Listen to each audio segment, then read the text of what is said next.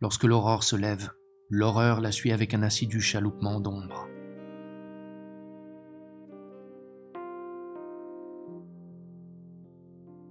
La beauté, pour se conserver, réclame un tribut infini d'efforts et de privations qui, à la longue, en dégoûte.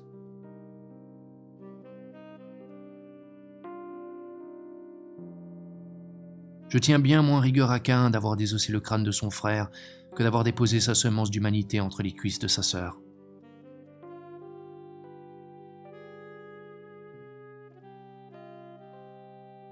Tous les chemins mènent à la déception.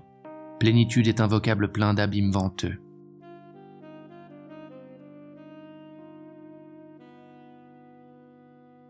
Altruisme envers ce pantelan inconnu qui réside au plus profond de nous-mêmes.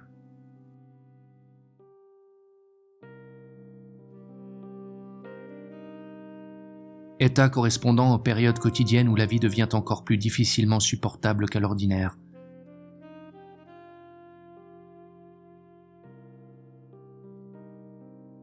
Chaque jour, l'humanité marche avec une héroïque imbécilité vers la prochaine catastrophe.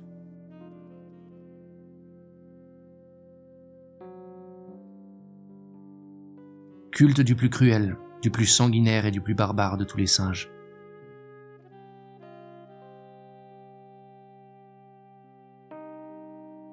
Un litre de bonheur s'achète au prix de 10 hectolitres d'épreuves et de tracas. Face à l'existence, je hurle à l'escroquerie.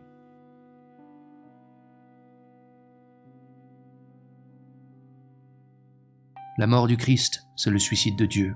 Dieu est venu, il a vu, il a préféré disparaître.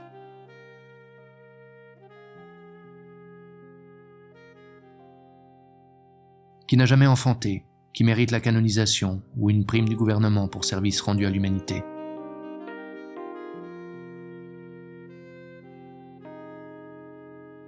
La condition sine qua non pour accéder au paradis étant l'allégeance à Dieu, on ne peut y faire que de mauvaises rencontres.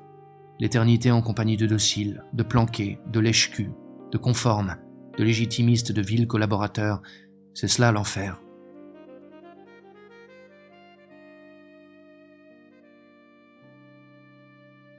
Le plus vif reproche dont on puisse m'originer la mort, c'est de se laisser précéder sans vergogne par tous les mortels désagréments de la vie.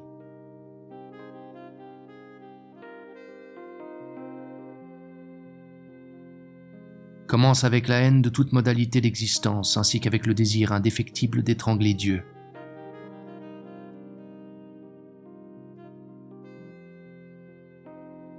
Point de plus vif tourment que de naître humain. Les autres bestioles ignorent du moins le sort trachomateux qui les attend, alors que l'homme devine presque tout des peines de lendemain dans le miroir des chagrins de l'hier.